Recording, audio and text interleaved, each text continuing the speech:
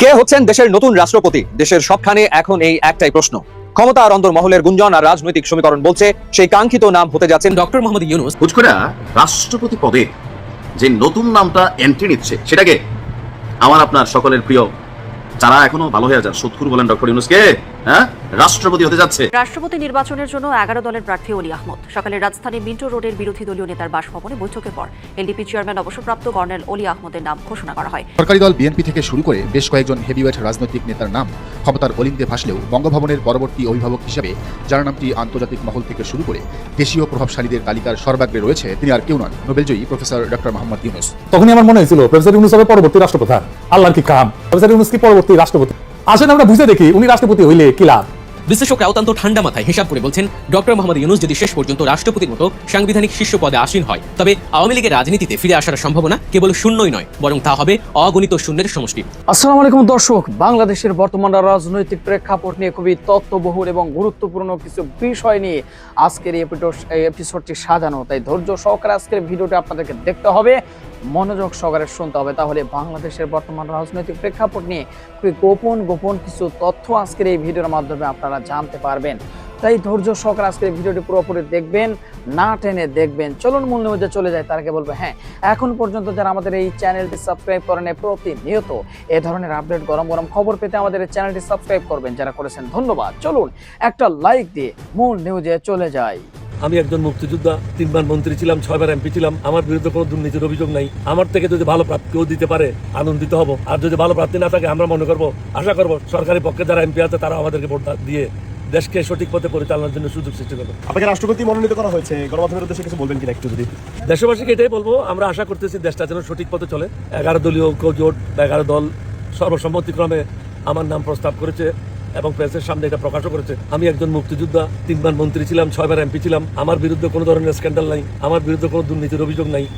আমার থেকে যদি ভালো প্রার্থী থাকে কেউ দিতে পারে আমরা সবাই আনন্দিত হব, আর যদি ভালো প্রার্থী না থাকে আমরা মনে করবো, আশা করবো সরকারি পক্ষে যারা এমপি আছে তারা আমাদেরকে ভোট দিয়ে দেশকে সঠিক পথে পরিচালনার জন্য সুযোগ সৃষ্টি করবে। আপনি তো বিগত দিনে বিএনপিতে ছিলেন, তো এবারে কি আপনাকে কেউ ভোট দিতে পারে বিএনপির পক্ষ থেকে, এরকম আশা করতে যাচ্ছে না? এই সম্বন্ধে আমি এখন মন্তব্য করতে চাই না, সময় আসুক, এখনো তো অনেক দেরি আছে। আমরা এখনো অ্যাপ্লিকেশন করি, তারপরে কি হয় দ্বিতীয় পর্যায়ে যে আপনাদের সাথে কথা হবে। ধন্যবাদ। জামাত ইসলামী নেতৃত্বাধীন 11 দলীয় জোট কর্নেল অবসরপ্রাপ্ত অলি আহমেদ বীর বিক্রমকে রাষ্ট্রপতি পদের জন্য মনোনীত করেছে। জামাত জোট আমিরে জামাতের প্রধান বিরোধী দলীয় নেতার সেই মিন্টো রোডের ঐতিহাসিক বাসভবন লাল দালানে 11 দলীয় জোটের মিটিং করে সর্বসম্মতক্রমে তারা কর্নেল অবসরপ্রাপ্ত অলি আহমেদকে রাষ্ট্রপতি পদের জন্য মনোনীত করেছে। দর্শক, আমি মনে করি এর মধ্য দিয়ে নরেন্দ্র মোদী যাকে ব্যক্তিগতভাবে শুভেচ্ছা জানান যার জন্মদিনে, সেই কর্নেল অলি আহমেদ। আপনি চিন্তা করেন, নরেন্দ্র মোদী বাংলাদেশের একজন ব্যক্তি যিনি এমপি মন্ত্রী কিছু নন, তার জন্মদিনে শুভেচ্ছা জানান ব্যক্তিগতভাবে। কত বড় মাপের ব্যক্তি কর্নেল অলি আহমেদ। তো এটাকে আমি পুরোপুরি নেগেটিভ বলছি তা না, আমি কিন্তু কর্নেল অলি আহমেদের একজন ভক্ত। কিন্তু এই তথ্যটা অনেকে জানেন না, জানানো দরকার, যেহেতু রাষ্ট্রপতি পদে জামাত মনোনয়ন দিয়েছে। তো এটা ডেফিনেটলি ইনসাফের দাবি জানা দরকার যে তিনি কে। তিনি হচ্ছেন সেই লোক যাকে নরেন্দ্র মোদী জন্মদিনে শুভেচ্ছা জানান। বাংলাদেশের কোনো প্রধানমন্ত্রী কিংবা কোনো রাষ্ট্রপতিকে অতীতে নরেন্দ্র মোদী এভাবে শুভেচ্ছা জানিয়েছেন বলে আমার জানা নেই, কিন্তু কর্নেল অলিকে জানিয়েছে। দল বদল করেছেন, দল থেকে বহিষ্কৃত হয়েছেন, সেই কর্নেল অলি আজকে রাষ্ট্রপতি প্রার্থী। তবে রাষ্ট্রপতি প্রার্থী হওয়ার মধ্য দিয়ে অথবা জামাত জোট কর্নেল অলি আহমেদ বীর বিক্রমকে রাষ্ট্রপতি প্রার্থী বানানোর মধ্য দিয়ে কর্নেল অলি আহমেদ বীর বিক্রমের রাজনৈতিক ক্যারিয়ার শেষ করে দিয়েছে, বা তার রাজনৈতিক ক্যারিয়ার শেষ হয়ে গেছে।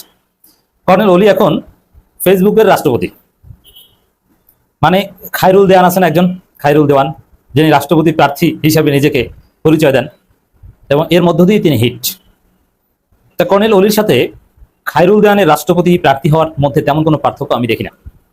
কারণ খায়রুল দেওয়ান যেরকম একটা অবাস্তব কল্পনা বিলাসের মধ্যে আছেন, তিনি নিশ্চিত জানেন যে তিনি কোনোদিন রাষ্ট্রপতি হতে পারবেন না, তারপরও বলেন আমি রাষ্ট্রপতি প্রার্থী। তা কর্নেল অলি আহমেদও সেম, তিনি নিশ্চিত যে তিনি রাষ্ট্রপতি হতে পারবেন না, কোনো সুযোগ নাই, আইনে সুযোগ নাই, মিনিমাম মানে অলৌকিকভাবে সুযোগ নেই, তারপরও তাকে রাষ্ট্রপতি প্রার্থী করা হয়েছে এবং তিনি রাষ্ট্রপতি প্রার্থী। তাহলে খায়রুল দেওয়ানের সাথে পার্থক্যটা কি বলেন? আর দ্বিতীয় হচ্ছে যে রাষ্ট্রপতি নির্বাচনের নামে বাংলাদেশে একটা ফাজলামি চলছে, একটা প্রতারণা চলছে, গণতন্ত্রের নামে একটা প্রতারণা চলছে। এগুলো বন্ধ করা দরকার। জনগণের ট্যাক্সের টাকায় একটা তথাকথিত নির্বাচন আয়োজন করা হচ্ছে না, এই জন্য রিক্সা চালক ট্যাক্স ভ্যাট দেয় না, রিক্সা চালক কিন্তু ভ্যাট দেয়। ওই টাকায় নির্বাচন কমিশন রাষ্ট্রপতি নির্বাচনের ব্যবস্থা করছে। কেন? এই রাষ্ট্রপতি নির্বাচন তাৎপর্যটা কি? আমাদের প্রথম আলাপ হচ্ছে বাংলাদেশ থেকে রাষ্ট্রপতি নির্বাচন এই ব্যবস্থাটাই উঠিয়ে দেওয়া দরকার। পুরোপুরি একটা ভেট, একটা ফালতু একটা বিষয়। কারণ রাষ্ট্রপতি এটা প্রতীকী একটা পদ, হ্যাঁ, ঐক্যের প্রতীক, গার্ডিয়ান, সেটাও তো হচ্ছে না।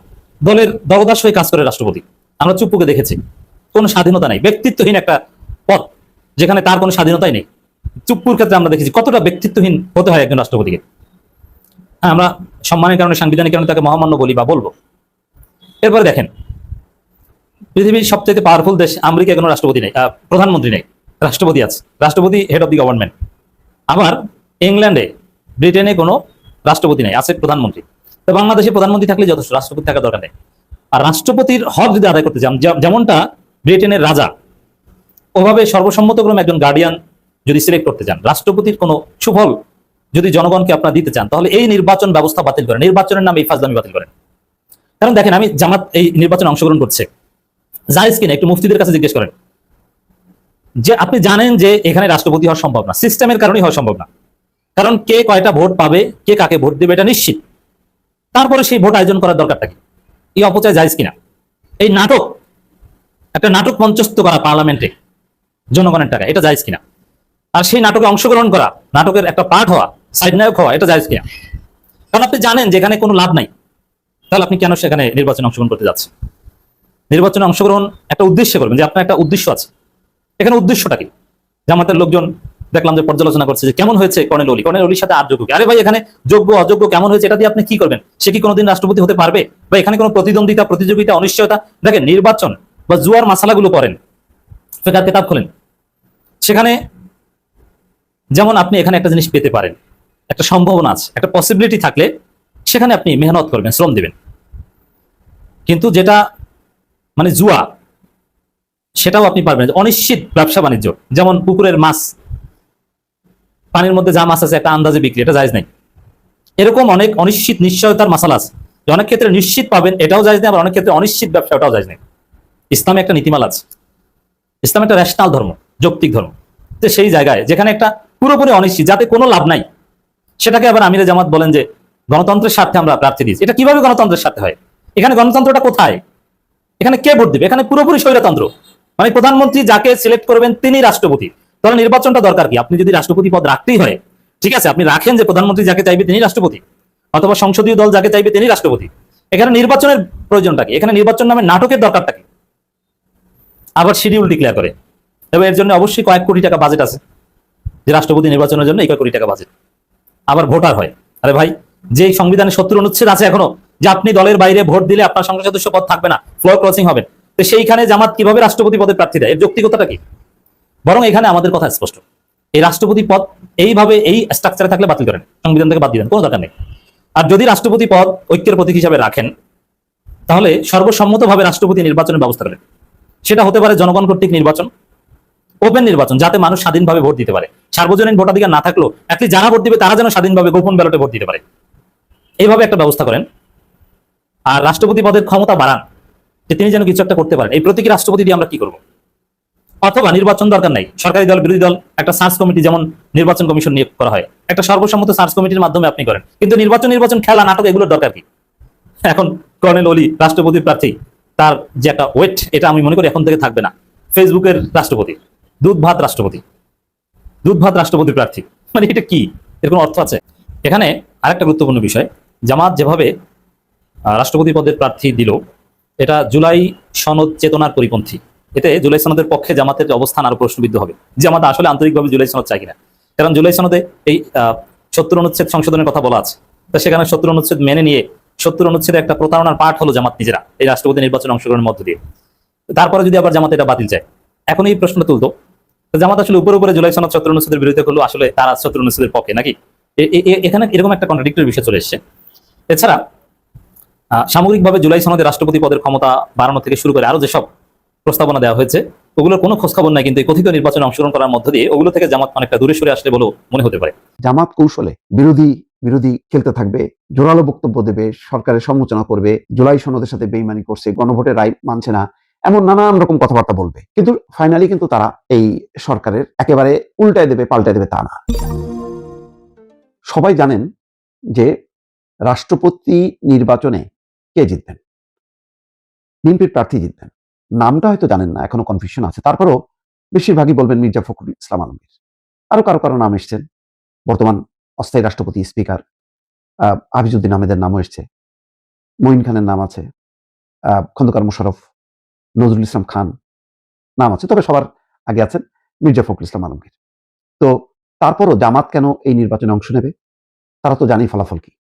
তারা তো বলতে পারতেন যে আমরা তো এই রাষ্ট্রপতি নির্বাচনে অংশ নেব না, কারণ আমরা চেয়েছি সংবিধান সংশোধন, সংবিধান সংস্কার এবং রাষ্ট্রপতি যাতে ক্ষমতা সম্পন্ন রাষ্ট্রপতি হয়, সে যাতে একেবারে দলকানা কোনো রাষ্ট্রপতি না হন, সরকার যা বলবে তাই করবেন রাষ্ট্রপতি, এমন রাষ্ট্রপতি তো আমরা চাই না। এটা 5ই আগস্টের পট পরিবর্তনের পর যেই পরিবর্তনের আকাঙ্ক্ষা ছিল যে রাষ্ট্রপতি হবে একটা সত্যিকার অর্থে তারও কিছু ক্ষমতা থাকবে যাতে সে ভারসাম্য রক্ষা করতে পারে, অর্থাৎ দলদাস হবে না, যেমন আগে শাহাবুদ্দিন বা আগে রাষ্ট্রপতিরা অনেকটা সংবিধানের বিধিবিধানের কারণে তারা বাধ্য হয়েছে।